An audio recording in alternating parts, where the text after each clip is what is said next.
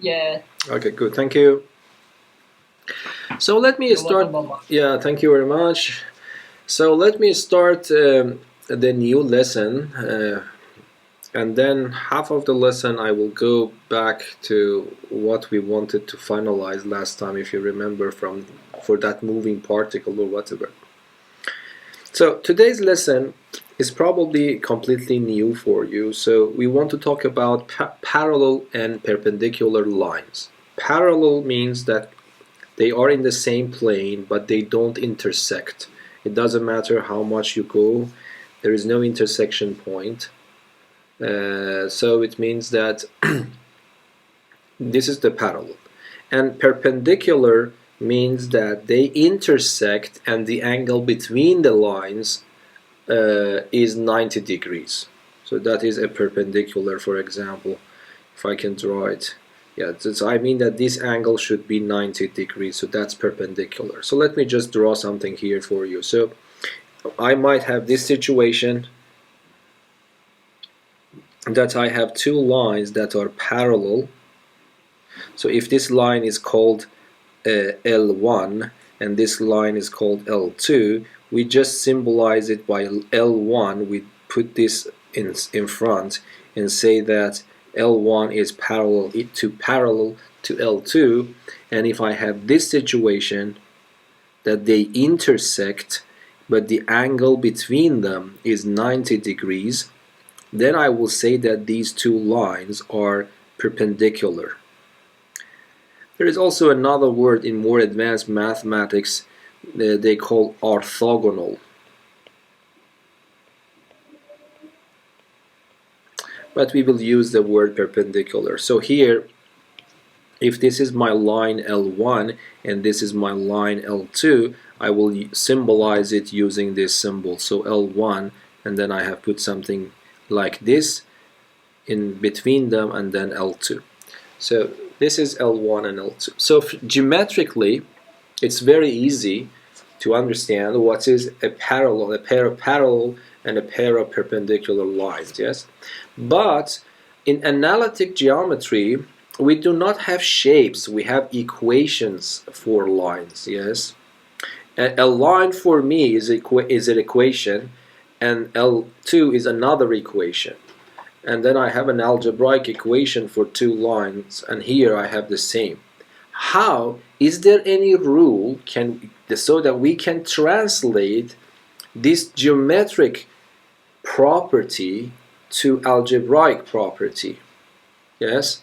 So every one of you, you know that when I draw this line, by looking at them, you see that you have two parallel lines. If I draw these two, I ask you, do you think they are parallel? Immediately you say no. Okay? And then about perpendicular, might be we cannot immediately detect it with our eyes. Is it exactly 90 or whatever? But if it is not that problematic, you can, for example, see immediately that this is not perpendicular. Okay, now the question is that, now in analytic geometry, the geometry that we are working with numbers and equations, is there any way that we can realize by looking, not by having the graph? Having the graph makes it very simple. By just looking at the graph, probably you can realize that. But is there any way, just by looking at the equations and doing some calculations, we realize this property for the lines that are represented by those equations? Okay, so let me just talk about being parallel first, and then about being perpendicular.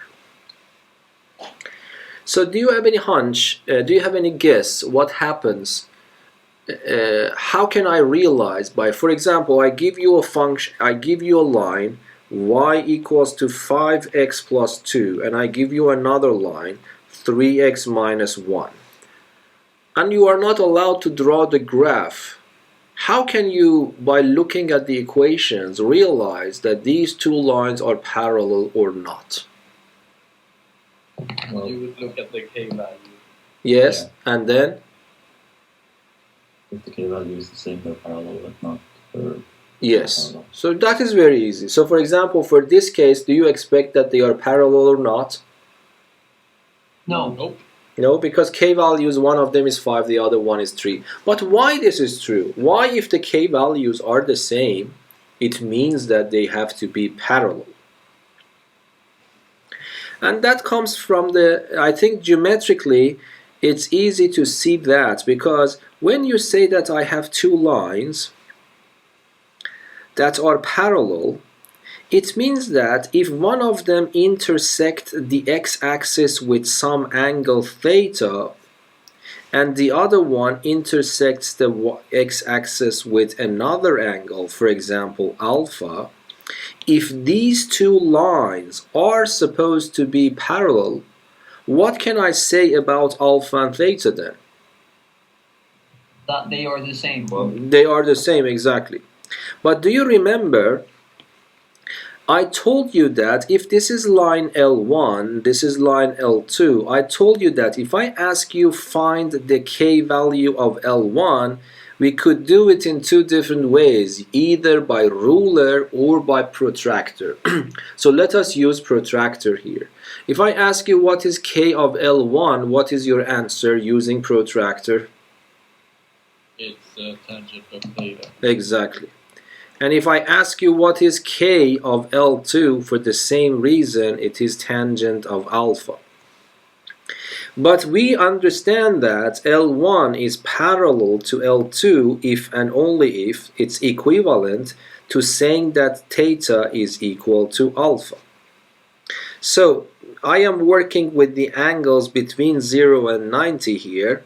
So this is also equivalent to saying that tangent of theta is equal to tangent of alpha. And then this means that what happens is that KL1 is equal to KL2. Of course, if these angles are acute angles, a little bit technicality goes on if I have the other scenario. Okay, but that is also the case.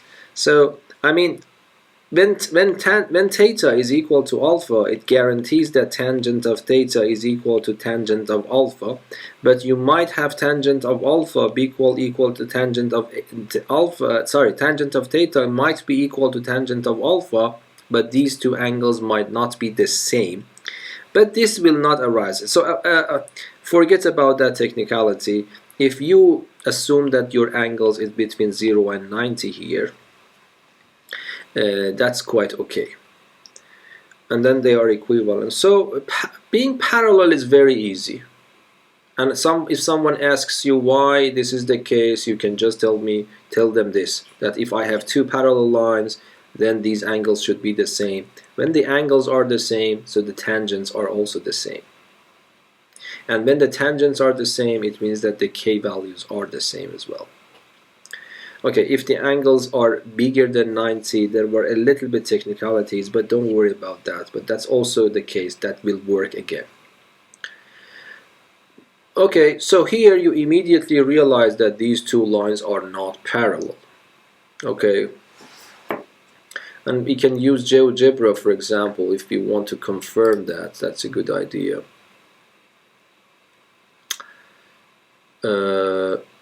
Okay, let us see how it goes.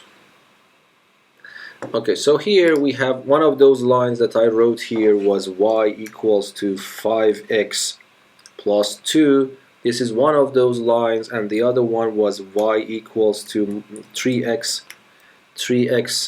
minus 1. And immediately you see that these are not parallel, yes? So why Geogebra has gone? Okay, so here you see that they are not parallel. By the way, there is a nice feature in Geogebra. You go here and you see something is called intersect.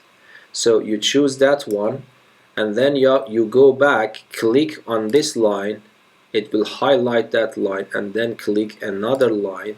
It gives you immediately, you see this point of intersection. So and then it also gives you the coordinates. So the coordinates of the point of intersection is actually minus 1.5 and minus 5.5. So this is this point. So it's good to learn about these features of Geogebra as well.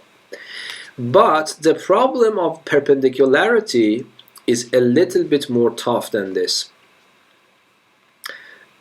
So how should we do that? Let us first concentrate on a particular case. So let us consider two lines that they pass through the origin. Let us see what happens. And they are perpendicular. I want to discover, is there any nice relation between the k values of two lines that are perpendicular? And for the time being, let us assume that both of them are passing through the origin. So for example, let me try to do my best to draw it. So this is one of those lines, and then assume that I have another line that is perpendicular. Let me change the direction. So that is perpendicular to this line. I will probably do it later by GeoGebra, it would be better. But assume that these two lines are parallel. Let me call this purple one, for example, L1, and then the green one, L2. And now assume that this angle is 90 degrees. And then I want to find a connection between the k value of L2 and the k value of L1. Is there any relation between these two k values? Definitely they are not the same this time. If they were the same, the lines have to be parallel. They are not. We want to discover a rule that tells me that if these two lines are perpendicular or not just by looking to the graph analytically. The idea is a little bit harder here. So let us try to motivate that. So let me change this color. If I ask you find the k value of L1, one way is to have 2 points of my line. One point is already given to you. It's the origin for this purple one, yes? Another one I have to choose. So let me choose a random point somewhere here, and let me call it A, and let me write the coordinates to be x and y because I don't know what happens, yes? Or if you don't mind, let me just write them with A and B. Did you write KL1 minus KL2? No, that's a comma. Okay. Yeah. Okay, so I choose a point. So sorry, I think I chose the point very far away because I want to have some rotations as well. So let me just keep it here so that I can show it in this picture. Okay, so I choose a point here. Now, of course, if you ask me, do you know the coordinates, forget about these grids and whatever, so assume that nothing is clear. I have just a random point. I have chosen it on my line. Now, if I ask you, pretend at the moment that you know these numbers and try to calculate k of L1, it is easy. How should I do that? I would say k of L1 is equal the difference between the y coordinates of the 2 points on my line. One point is the origin, so let me write it down explicitly. So this point is the origin with coordinates 0 and 0. Okay, so one point is this and one point is this that I assume I pretend to know. So it becomes the difference between y values b minus 0 divided by the difference between x values a minus 0. But nobody writes 0, so it means that k of L1 is equal to b over a. Okay? Now, yeah. What I want to say is this. Before doing something, I want to ask you, what if even though I don't know the numbers, let me change this color. Even though I don't know the numbers, but if I draw a perpendicular line here, by looking at this point, okay, can you tell me what can I write here for the length and what can I write here? First horizontal one, what is this? I don't expect you to give me a number, but I expect you to be able to write something below it. What is the length from here to here if this is the point? A. It's A, thank you. So from here to here is A. And if I ask you what is from here to here, hopefully it is clear now, it is B. Now what I want to do, I want to start rotating this point. Rotate means that assume that you have a compass, you put the needle of the compass here, you open the compass until this point, then you start rotating this point 90 degrees. Do you agree that I will reach to this point? Yes? Yes. Okay, so I don't know if I can draw it by my hand. Later I can show with GeoGebra. So what we do, we can rotate it 90 degrees. Yes, it's a little bit bad, so let me make it a little bit bigger, I would say. Anyway, hopefully you agree with me what's happening. Okay. Now, what is important for me is that if I do this 90 degrees rotation, definitely I will end up somewhere on the green line. The reason is clear because from the beginning I know that the angle between these two lines is 90 degrees. So if I start rotating this point 90 degrees, I will end up somewhere on this, and let me call it a point B. But my expectation for you is to write two things here and there. And I want to use symmetry argument somehow. So how should I do that? What I mean, I want to tell me what is this one if you use symmetry, and what is this one. Remember, I am pardon? B and A. B and A. Which one B? Which one A? I said A and B, but it's B and A. Okay, but which one is which? It's important. The small one is B and the big one is A. Exactly. So the small one is B from length point of view, and this one is A. But now can you tell me what should I write for coordinates? Be careful here in this first quadrant, A and B are positives. So from length point of view, these are two positive numbers. From length point of view, these are two positive numbers. But if I want to write the coordinates, can you tell me what can I write for the y coordinates of B?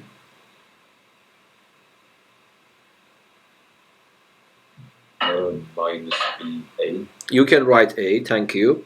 But for A, for x coordinate, you need to be a little bit more careful. What can I write for the x coordinate of the point B? Minus B. Minus B, thank you. Now, tell me, can I calculate the k value for the green line? Calculate the k value for the green line, we can. Because now, if I ask you how many points you see on the green line, you see again two. One of them is as the origin, the other one is the one that I got here. So the k value is the difference between the y coordinates. So the y coordinate is A, the y coordinate is 0, the difference is A minus 0. And then divided by the difference between the x coordinates. But you need to keep the order because I decided to write the coordinate for B first. I have to write the coordinate for B again first.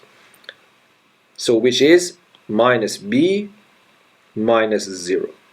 But it's there is a simpler way to write that. So it is KL2 is minus A over B. You see, I just brought some point in without knowing anything about these numbers. I was able to find the connection between k values by this fairly creative way. And now you see that I found my relation. Whatever this is, if you ask me, do you know k value? I say no because I don't know A and B yet. Do I know KL2? No, because I don't know A and B yet, but I see some connection between them. Whatever this is the same thing, the reciprocal and negative. I interchange these two and put a negative sign. So for example, if this is 2/3 for this one it becomes negative 3/2. If it is 5 for this one it is minus 1/5. So as simple as that. So if I ask you multiply them, what will happen? It becomes b over a. Do you know b? No. Do you know a? No. But I don't need to know b and a to know the product, because whatever this a is will cancel that a. Whatever this b is, it cancels that b. So who cares? It becomes -1. So this is the nice relation that we find, that the relation between the k values for the lines that are perpendicular. So I would say that L1 is parallel to L2, means KL1 is equal to KL2, but L1 perpendicular to L2 means KL1 multiplied by KL2 is -1. So this is the core of today's lesson. I want you to understand that, but somehow you need to send it to your memory.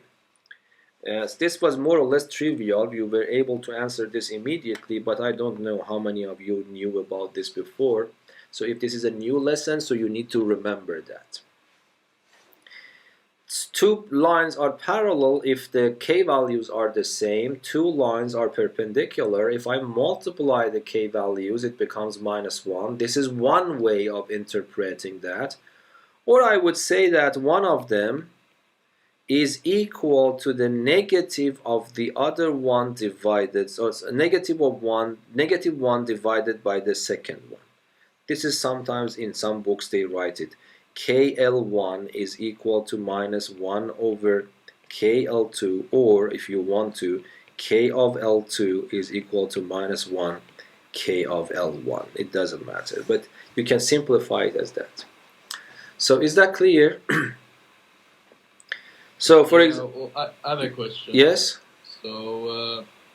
So what you did when you took when you counted the k value was you took the point origo, like 0, 0. Yes? But what happens if you have two perpendicular lines that don't have the point origo on the line? Exactly. Very, very nice question. So he is saying that what you discovered is about these two lines, and I agree with that. But what happens if I have these two lines? What guarantees that? Let me answer this very nice question. So here, let me just draw a picture. I want to motivate you using geometry, not algebra anymore.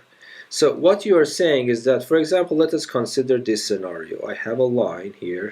Let me just draw one bit of it because I don't want to mess up the picture. And then let us consider this one. And let me call this one L1, and then this one L2, and this one perpendicular. I want to convince you again, even though they are not passing through the origin anymore. Even if I continue this, it will not pass through the origin. It will not pass through the origin. But I want to convince you that again the same story is true.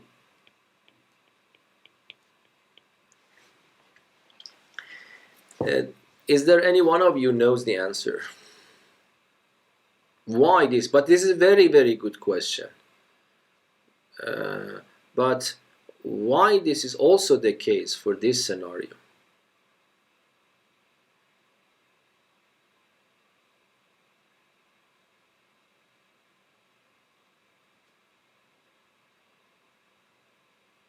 Okay, let me give you some hint. Let me draw from the origo, from the origin, I draw one line which is parallel to L1. Okay?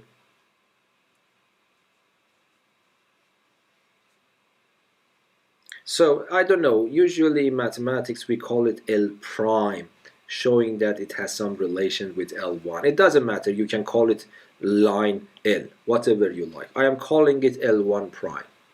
So, I myself drew L prime 1 parallel to L1. So what can you say about the k values of this line and that line? This you know, the same. So this means that k of L prime 1 is equal to k of L1. Yes? This, let us put it in a pair of brackets, this box. And now let me draw another line for you, again passing through the origin, but this time parallel to L2.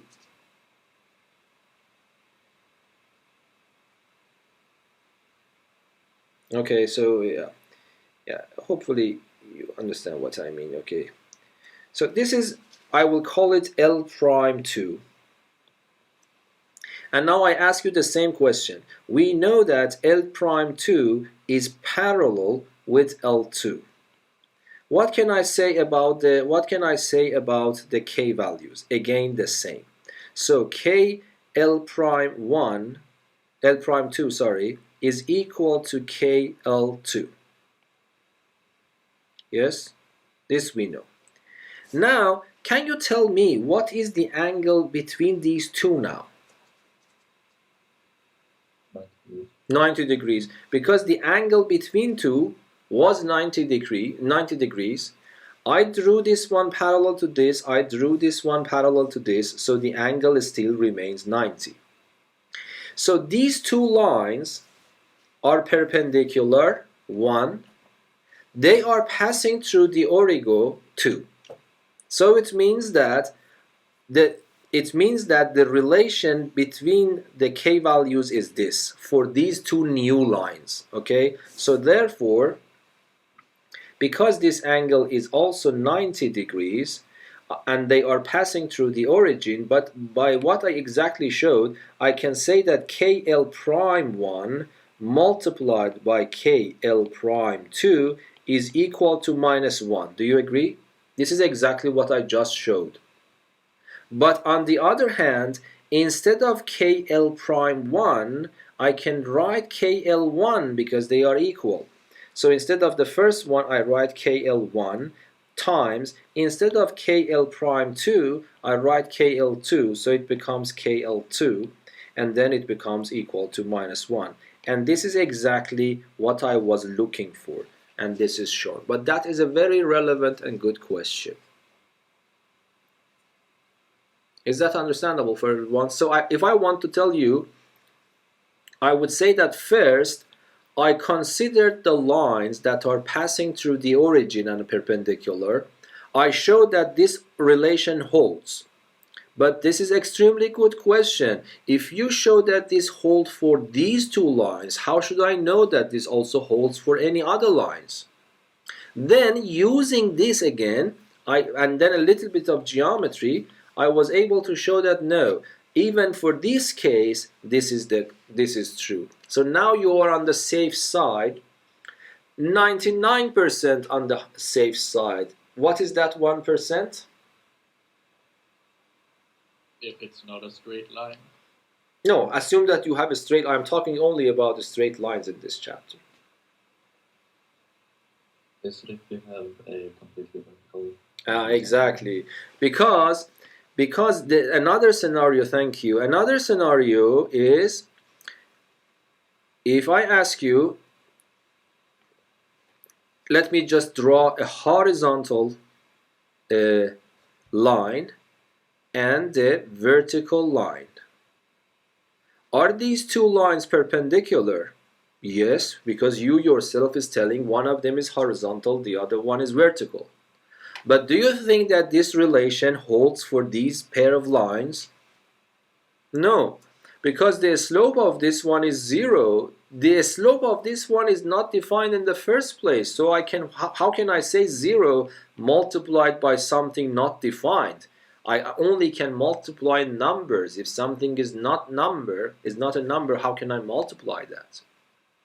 But this is not an obstacle for me at all, because I don't need any criterion to realize if the lines are perpendicular or not in that case. Of course, if one of them is horizontal, the other one is vertical, I don't need any calculations at all to check if they are perpendicular or not. They are already perpendicular. So it means that the only hard problem for me is when my lines are not vertical and horizontal. They are inclined lines. Okay?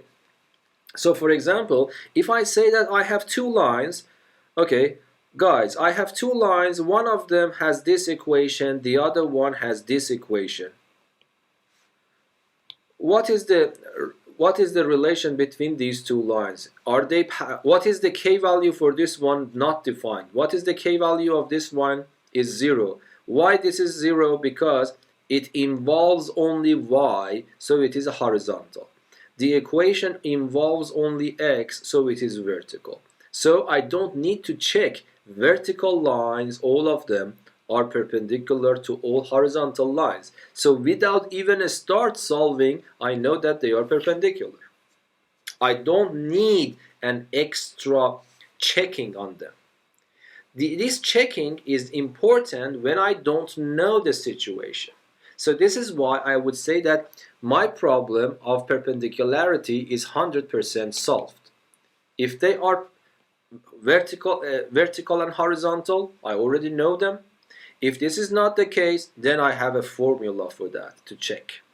Is that clear? But I'm confused about the last part. Why?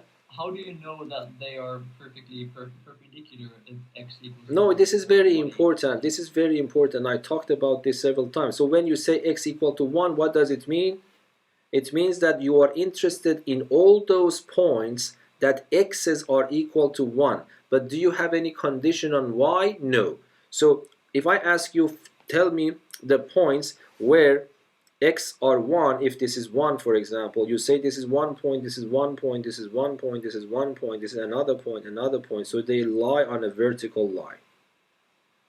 And the same for y. So as a rule of thumb, you can remember this. If an equation of a line only involves x, no y's, it is vertical. And if it only involves y but not x, it's horizontal. But I don't want you to memorize that. I want you to understand that. If you go and watch some of the videos, you will see I have talked about this before.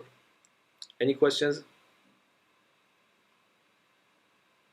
So remember this rule of thumb, but after understanding. If an equation of a line consists of only x without any y's in it, it's vertical. And if it is containing a y without x in it, it's horizontal. Is there any question here? No. Okay, so let us, for example, randomly write something and check it using GeoGebra. I give you two equations. One is equal to 5 over 2x minus 1. And then y equals to minus 2 over 5x plus 3. What can you say about these two lines? Do you think that these two lines are perpendicular? Yes. Yes. Why? Because they have exactly the combination that I expect. One of them is the reciprocal. Reciprocal means interchange them. It becomes 2 over 5 and put a negative sign. Or, if you don't like this method, you multiply the k values. So it becomes minus 10 over 10, which is minus 1. If the product of the slopes is equal to minus 1, then these two lines are perpendicular. And let me just check it using GeoGebra. Let us draw these two graphs. Might be you forget about this when I go to the other page, but I have it in front of my eyes, so I will type them correctly for you. So here, let me just get rid of these equations. I don't know why this is. Okay, so here, let me just type y is equal to 5 over 2 and then x minus 1. This is one of my lines, and the other line is y is equal to minus 2 over 5. Yes, you see, up to here, GeoGebra is drawing a horizontal line because up to here there is no x's involved. But as soon as I put the x, it will change this story, and then I have plus 3. Okay, so this is actually should I? Okay, I need to use this to move it around. Okay, so hopefully by your eyes you can somehow appreciate. You cannot trust your eyes. By the way, I can give you a nice example today. So let us see how it works. By eyes, I think it seems that they are perpendicular. At least that is not completely wrong. But I think there is also another feature on GeoGebra that measures the angle somehow here. Okay, but for that, you see 3 dots are there. So it means that 3 dots you need to have. Okay, but here, and that is not good. For example, I can take this one and put a point here. This is not a good way because might be you are not exactly finding the right point. So it's better to use the instructions. Again, I go to intersect, highlight it in the intersect. I go and just click on here. It will be highlighted, and that one. You see immediately you get your point here. So let me change the color of the point here to, for example, this, so that you can see it better. This is one point. Now I took 2 random points. Hopefully I can do it. When you take your random points, you see GeoGebra knows what you are doing to do. You see it's changing its status. So it becomes 1 point here, and let me choose another point there. Okay? And then I go to this angle, choose this option, I choose this point, and this point, and that point. And GeoGebra measures the angle between them. Yes? So it means that that angle, yes? Can you use slope in this instance? No, this slope doesn't give you this one. I want to check. So of course you can use a slope. I can do that. I will do that. But I didn't mean to do a slope because I had 2 lines. I want to confirm the theorem. Even though I have the proof for the theorem, it means that it is not possible at all. You can get a counterexample because it has been proven mathematically, but I wanted to confirm this angle is exactly 90. So it means that I want to check the angle by GeoGebra. But if I want to find the slope, what is the slope here? I was thinking that you use the slope function to find the angle. A slope function to angle, it is a little bit hard. It is possible, but it is a little bit behind the scope of the lesson.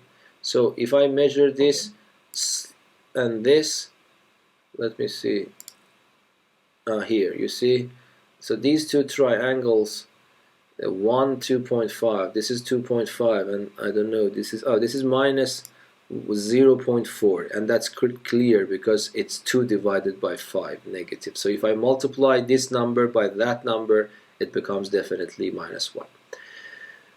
Okay, so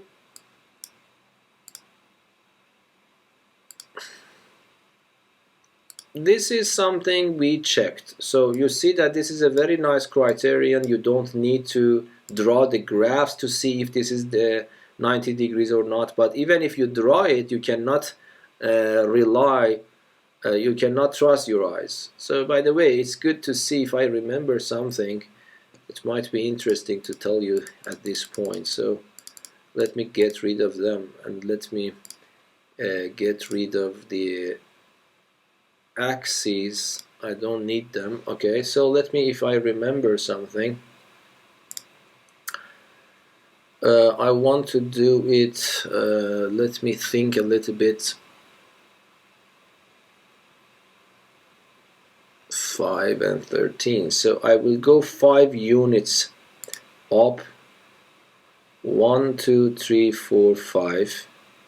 And then I go here 13 units right. 1, 2. I want to make a rectangle. 1, 2, 3, 4, 5, 6, 7, 8, 9, 10, 11, 12, 13. Is that 13? 1, 2, 3, 4, 5, 6, 7, 8, 9, 10, 11, 12, 13. Yes, and then I go down and then I go here. So this is a rectangle. The size of this rectangle is 5 and 13 units. Okay, now I will make a rectangle here for you. 1, 2, so I will start from here, but I go 8 units. 1, 2, 3, 4, 5, 6, 7, 8, and then I go here, and then I go 3 units up, and then I go here. And then what I do another one here for you. Oh, but I'm confused about what you're doing. No, I am just playing games. Just be patient, just be patient a little bit. Always. Yes. Okay, so let me change the color here. For example, this. Let me change the color here so that I can name it. Okay, so this is a puzzle for you. The puzzle is this. So if I ask you what is the area of this blue triangle plus the area of this red triangle plus this small rectangle below that. Okay, so let me as you are thinking, let me take a screenshot out of it and then append it to my iPad.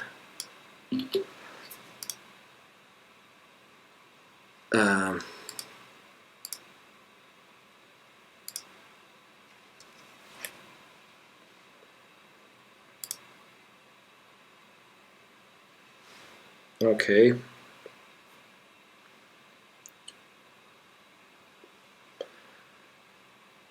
Okay, so here you go. This is on iPad screen now, okay? Let me make it a little bit bigger for you so that you can see it. Okay, so this is my puzzle for you. Here I have a rectangle, big rectangle. This length is 5. This length is 13. Okay. Can you tell me how much? Okay, let me just do it. What is the area of this big rectangle?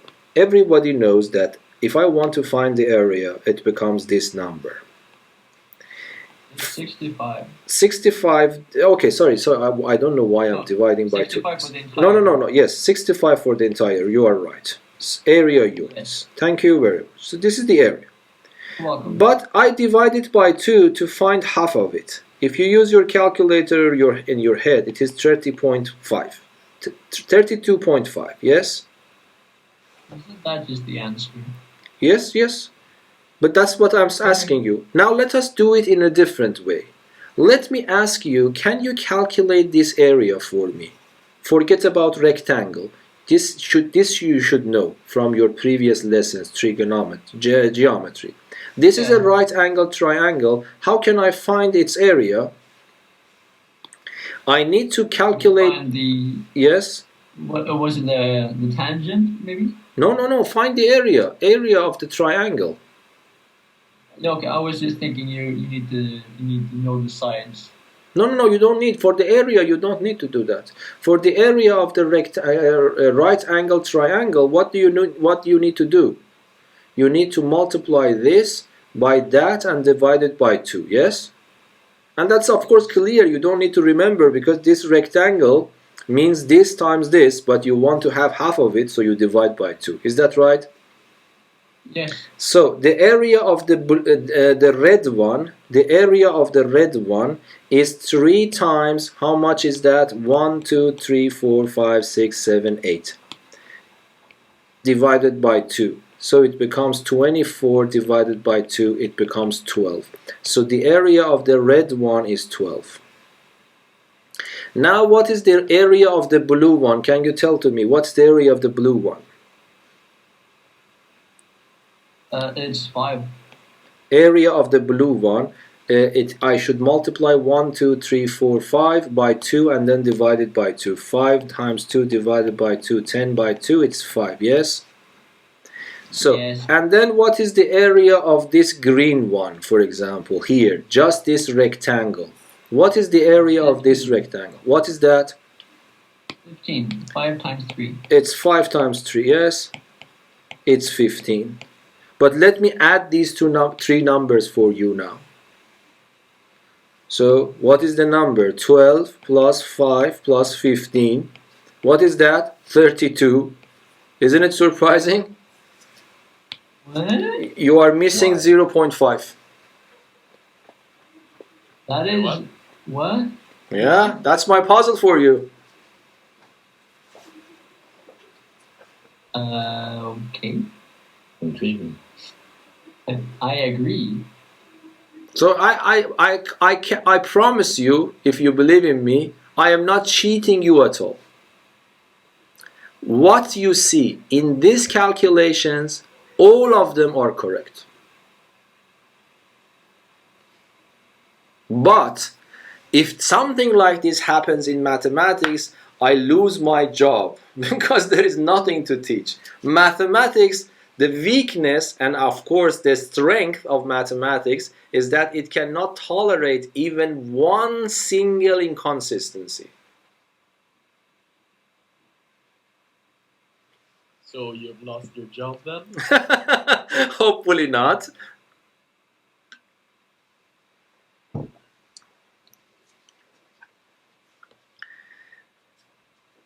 So I just want to tell you something.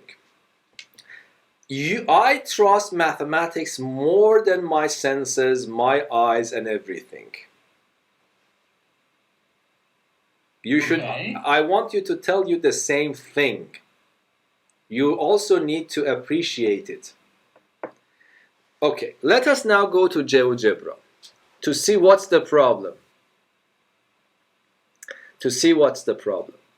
I take this one, line segment, okay? And I want to find, let me just draw it. From this one, I want to go to the opposite point. You see what happens? Hopefully you understand. Do you understand now?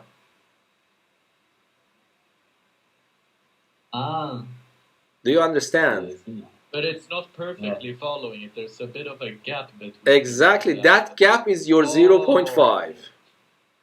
Why is it a gap?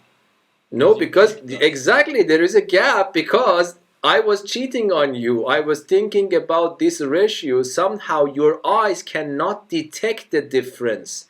Your eyes cannot detect that this line red after that blue is not a straight line. It is bent. Okay, when I draw this one, you see that that line is not a straight line. So what I am calculating, let me go back to GeoGebra, to the iPad. When I am calculating, it's hard for me to do it with hand. I can take another screenshot, so it's good to just it, because it's very important. From now on, you need to promise, don't trust your eyes. When it comes to mathematics, if there is a competition between your senses and mathematics, don't doubt, mathematics will win, okay? So here, let me just do it once more for you. Airdrop.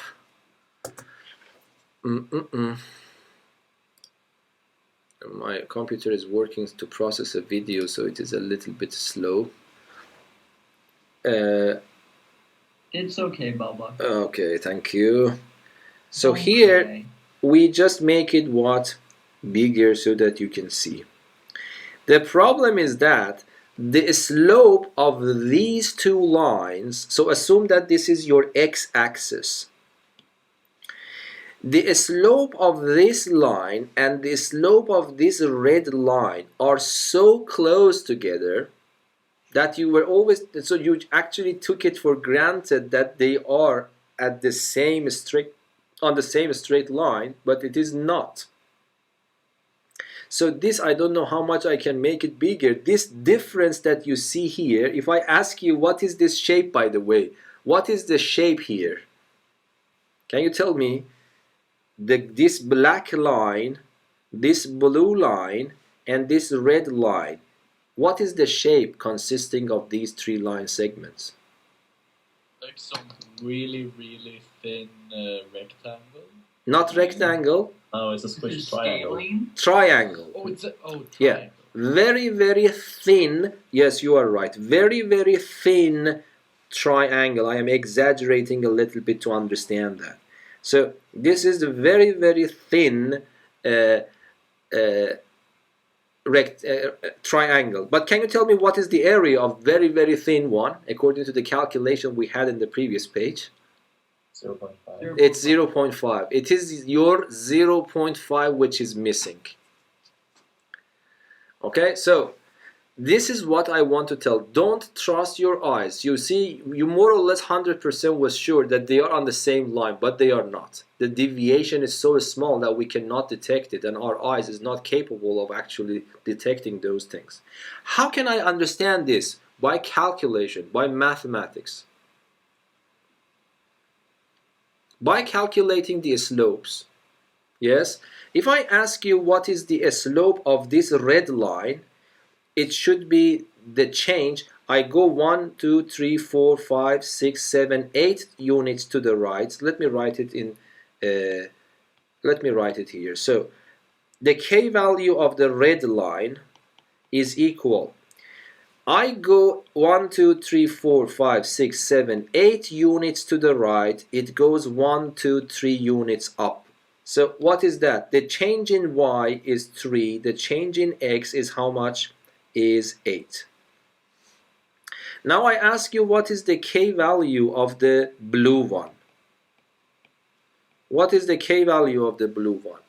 It goes 1, 2, 3, 4, 5 units to the right and 2 units up. So it means that the change in y value is 2. The change in x value is 1, 2, 3, 4, 5. So you see, let me, by the way, divide this number. This is an exact decimal point, 0.4. But this one is not. So let me just calculate using Geogebra again. So what is this number approximately you see in front of your eyes? 3 divided by 5. 3 divided by 8, sorry. 3 divided by 8. It is approximately this number. It's not, by the way, very small deviation, yes? Because you see, one of the numbers is this and the other one is this one. Of course they are close, but not extremely close, even though we were not able to detect the difference by our eyes. Okay? So you see, these numbers are close. The difference is not that big, but I can imagine very closer numbers to this. So something like this, for example. So my eyes were not capable of distinguishing, recognizing the difference between these two, let alone the difference between this and closer numbers. So this, I think, is when I was seeing it, I was also myself a little bit shocked. So I was thinking that I need to solve the problem. I don't know, it was very long ago. So I realized that this is a very nice problem to show you that mathematics is really somehow needed. Okay? When you see it clearly, there is no mystery in it. But if you don't see it clearly, of course, there is a big mystery. And now, if you are liking mathematics, the next step is to ask yourself, is there any way without this that I can calculate this area of this thin triangle and confirm that it is 0.5? Of course, if I ask you right now, you can immediately tell me this should be 0.5, otherwise this doesn't make sense. But is there any other way mathematically? And it turns out to be a little bit hard. Okay, is there any way, for example, this is a very generic problem. The generic problem is this. Is there any way, if I give you 3 points in a space, in plane, any points, and I give you the coordinates of the point, Okay, none of them is horizontal or whatever. If I give you the coordinates of this point, that point, and that point, is there any way that I can calculate, not measure, is there any way that I can calculate the area of this triangle? Because if I can solve this problem, I can immediately solve this problem. Why? Because I can set up a coordinate system here.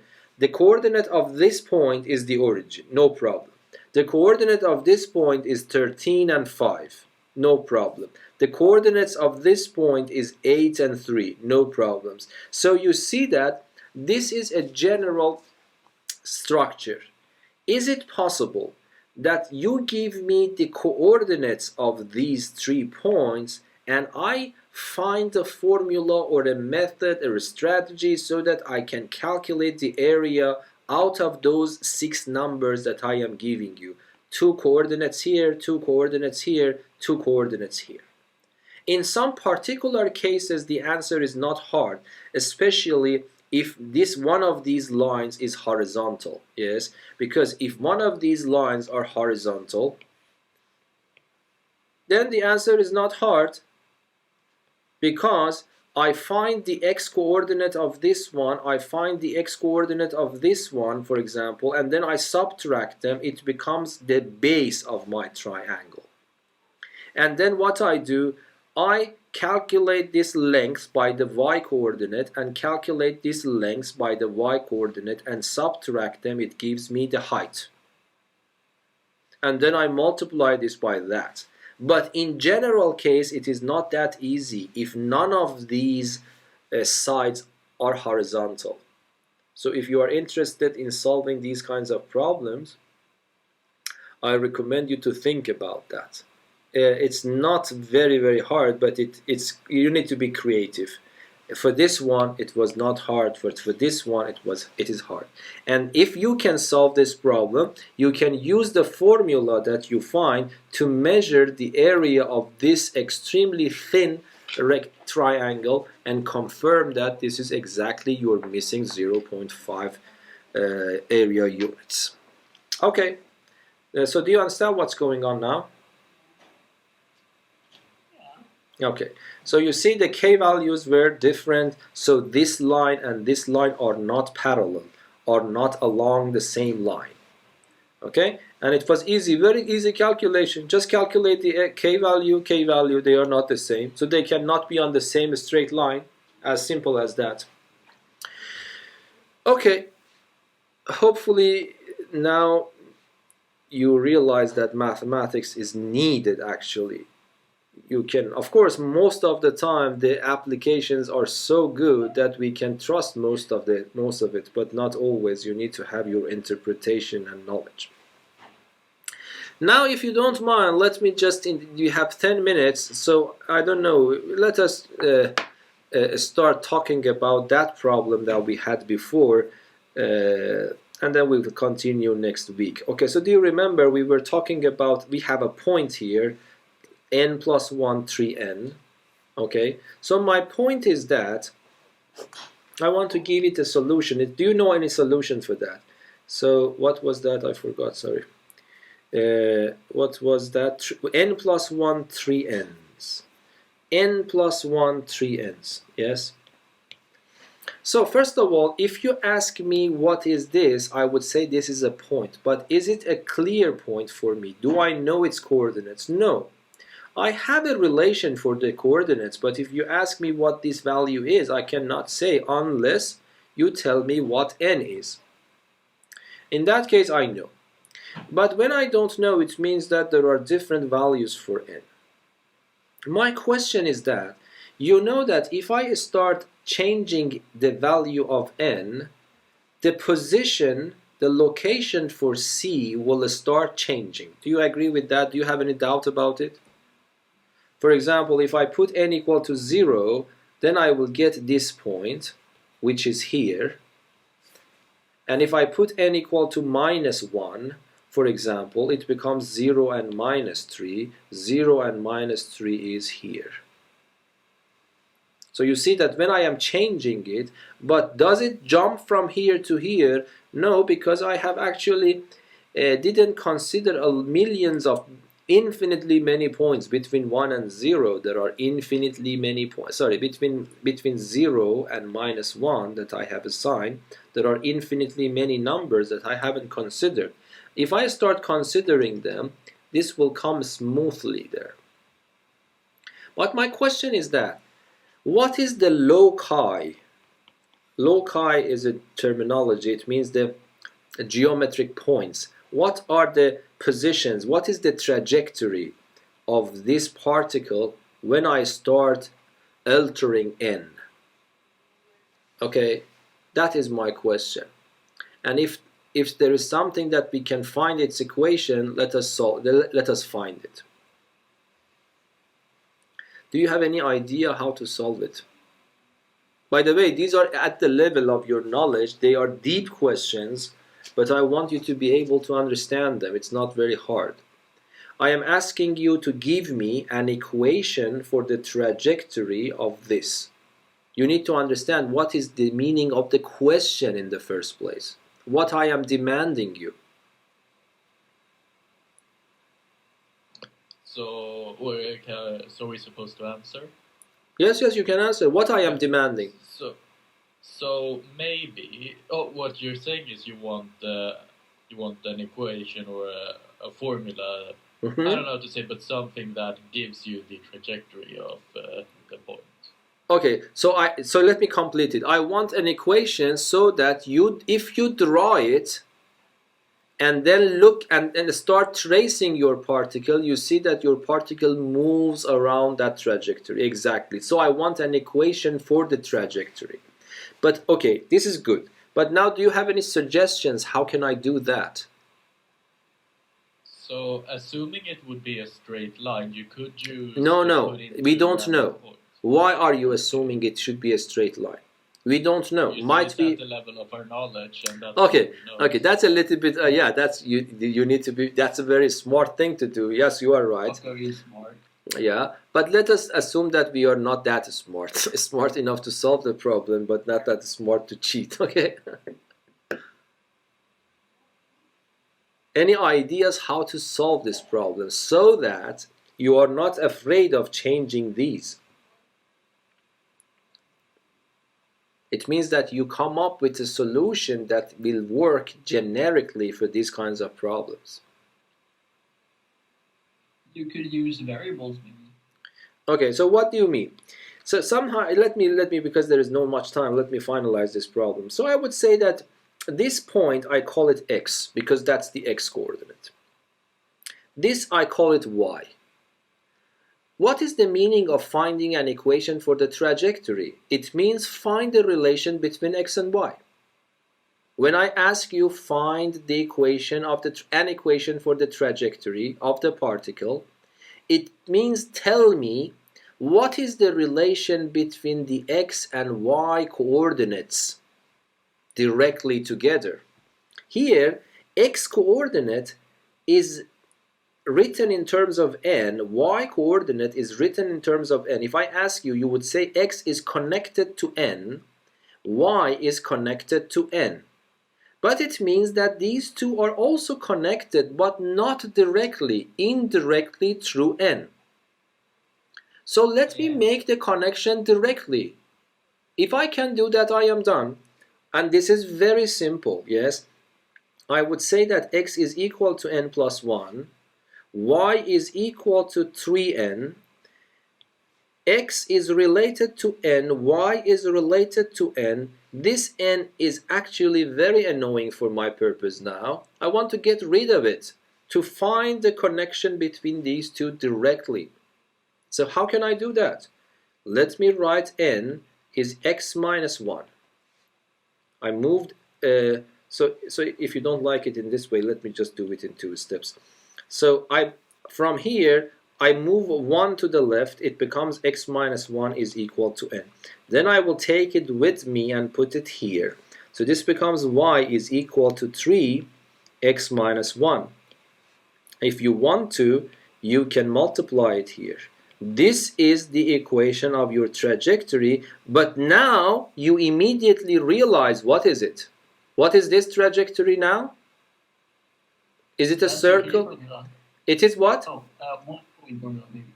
No, yes, what is this one? What is this shape? Is it circle? Is it a point? What is this? By looking at this. It's a straight line. It's a straight line. So definitely this point will start moving on a straight line. Okay? So remember this. Let us go to GeoGebra. Okay, so let me get rid of all these things. Hopefully we have time to finalize the problem.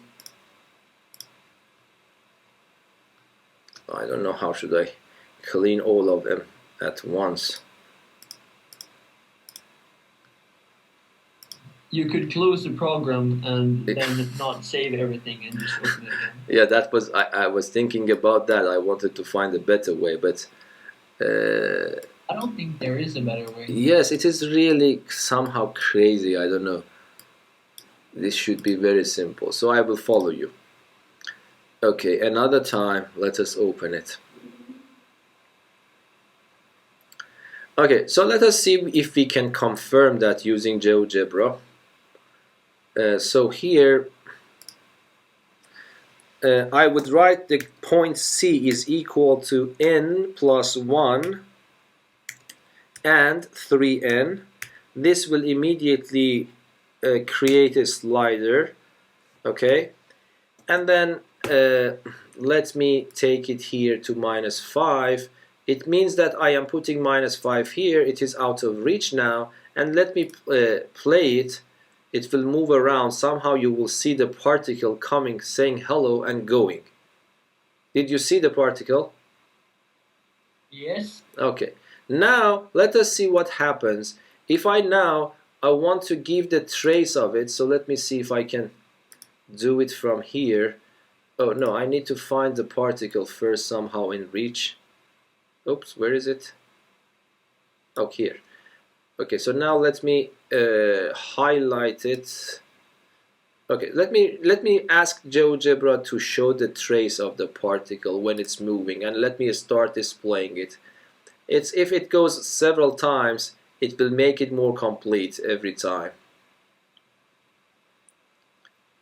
Anyway, but it is a little bit jumping and my computer is processing a video, so yeah. But hopefully 100% not, but hopefully you are somehow convinced that this is a straight line. Okay? But now let us check what we did was correct. Let me go back to GeoGebra, to the iPad. This was the equation we found. So let me put this equation in GeoGebra. If I have done everything correctly, it should... Oops, why these points were gone? I don't know. This GeoGebra sometimes working crazy. So y is equal to 3x minus 3. So that is this line. But let me try to play this once more.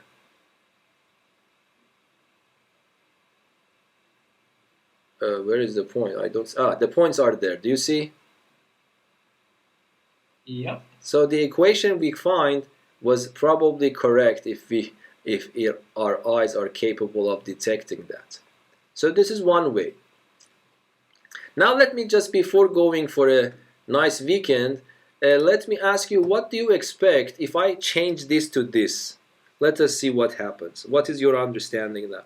If I give you this point D, the only thing that I want to change is to write n cubed plus 1 plus and 3n cubed. What do you guess for the trajectory? Do you think the trajectory is still a straight line or not? I think it'll be some crazy circle or something. Okay, what about others? Me too. Okay, but let us solve the problem analytically. Can you tell me how should I solve that if you learned? I will give this x, I will give this y. So x is what? n3, everything I want to repeat. Yes? Yes. Oh, so that's not 1. Okay, and then I want to get rid of n. But if you agree with me, x minus 1 is what?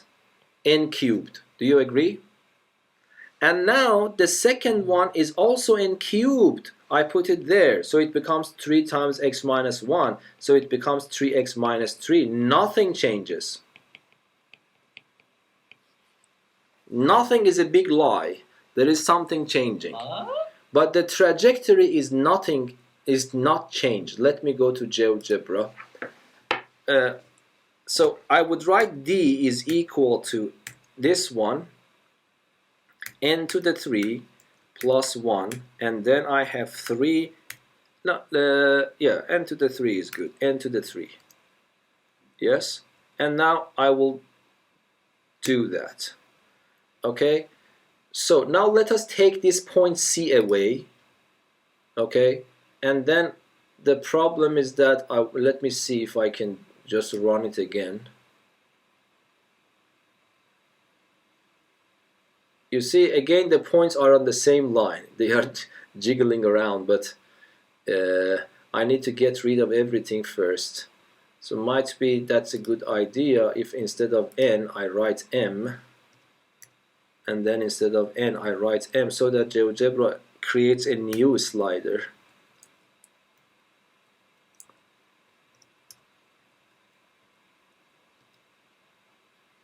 No, GeoGebra has got crazy.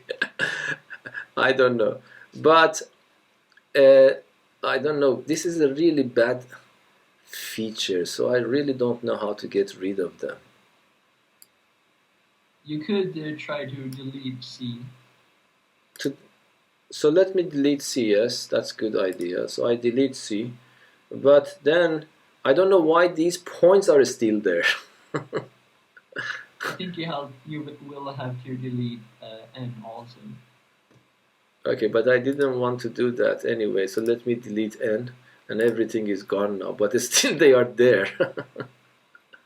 Yeah, it's crazy. Oh, come on. I don't know why they are there, but anyway, oops, it's good now. So it's because of my computer. This video processing is actually very CPU consuming. Okay, but let me just do it. If you don't have time, you can leave the lesson that's open. M to the 3, and then plus 1. Was it this one? Yes. And then let me write 1 and 3, n to the 3, and the, oops, not n, sorry. M to the 3, and then a slider. Okay, and here the point is, and now let me just run it. Oh, I need to have it with trace.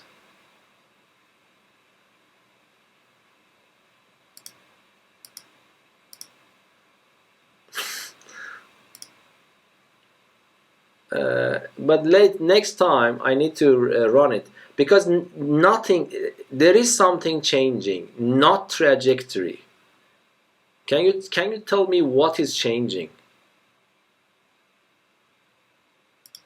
So hopefully I can convince you. Unfortunately, I cannot stop the video from processing right now. Then it would be, you see, I'm just trying to show you that hopefully you have some memory from the previous trajectory. Take my words for it, that's exactly the same line. But I am not saying that everything is the same. Can you tell me what is different?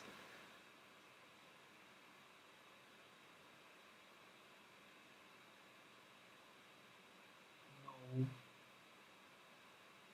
Yeah, of course I need to simulate both of them simultaneously so that you can detect. The speed of the particle is different. Okay, so the speed of difference in the distance between the points. Yeah, so yes, exactly. So the speed of this particle is definitely bigger. Okay, think about this mathematically. Why that should be the case, even though you see that the mathematics calculation confirms that the trajectory is still exactly the same. But something is changing, and that is the speed of this particle. In this new case, you are going, for example, from Stockholm to Malmö, once with just very small car and the other time with Tesla. So that would be this analogy, okay? Okay, so... That's because of the experiments, right? Yes, that's Okay. exactly because of the exponents. But I want you to understand why you should expect the exponents will increase the speed even though it is not affecting the trajectory at all. These are very deep questions. By going around them, you will learn a lot of mathematics. It is much more helpful than just rigidly sitting and solving blind problems, Yeah. Every now and then, unfortunately, we will not have time to go through all of these details, but sometimes every now and then I think it's good to understand these things. It would be more fun if you understand what's going on and you understand it, probably you will be more motivated to study mathematics. Okay, thank you for listening and have a nice weekend.